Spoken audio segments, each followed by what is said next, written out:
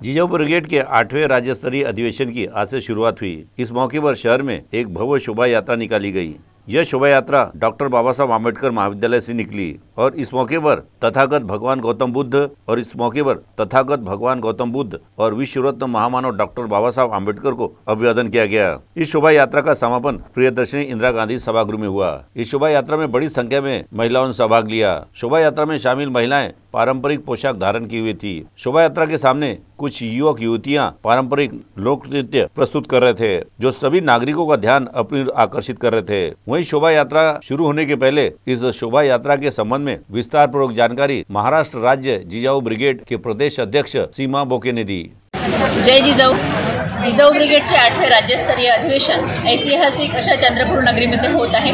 दिनांक 21, 22 आणि 23 या 3 दिवसामध्ये अधिवेशनामध्ये अनेक विषयावरती विचारमंथन होणार आहे।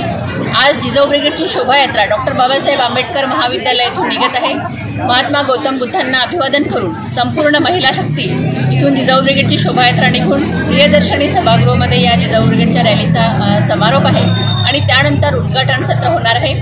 आपल्या या अधिवेशनाच्या उद्घाटक सन्माननीय स्वागताध्यक्ष सन्माननीय खासदार प्रतिभाताई धानोरकर असणार आहे आणि 7 सत्रामध्ये अनेक विषयाला आपण या अधिवेशनामध्ये अनेक विषयावरती विचारमंथन करणार आहोत। महाराष्ट्रातले अनेक चांगल्या प्रकारचे विचारवंत आणि या विषयाला अनुसरून तज्ञ असे विचारवंत आपण या अधिवेशनासाठी बोलवले आहेत आणि या अधिवेशनामध्ये संपूर्ण महाराष्ट्रभरातून प्रत्येक जिल्ह्यातून जिजाऊ ब्रिगेडच्या महिला आल्या आहे आणि अतिशय उत्साहाने या अधिवेशनाचा आनंद घेत आहे।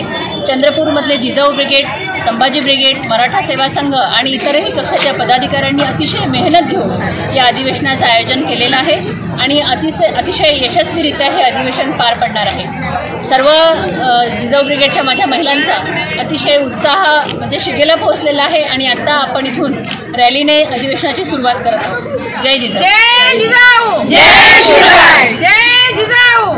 सी टीवी के लिए हमारे प्रतिनिधि वैभव रुआरकर की रिपोर्ट।